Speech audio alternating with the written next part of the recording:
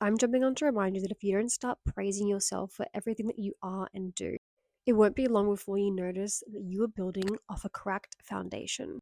You might not be realizing that your self criticizing ways and thoughts and impulsions and intrusions are heavily impacting your ability to hold, especially all the things that you want to call in and create. When we criticize ourselves so heavily, we aren't building ourselves up. We are cracking what already is. You call yourself aware, but if all you're doing is criticizing everything that you do, is that awareness or is that just you just being a bully? Is that just you buried in shame and operating in judgment? If you don't start changing the way that you speak to yourself, your foundation will not be able to hold anything.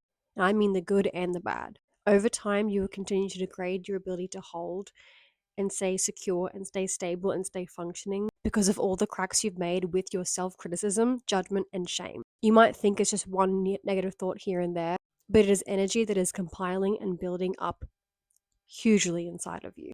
That weight doesn't go anywhere, it just sits on everything that you are, build, and do. And this isn't happening because there's something wrong with your brain or you're just an overthinker and you can't fix it and it's just the way you are. This is happening because you likely grew up experiencing this all around you. And so your inner narrative adapted. You became the same as what you experienced, even if you didn't want to be that. You need to become aware of this pattern like you are so aware of everything you do wrong. But you need to see that it's not wrong, it's just not helping you. You can work through shame and judgment and self criticism when you start accepting everything that you are. Not as truth, but just that it exists within you. You need to start inviting praise into yourself, your mind, your body, your emotions.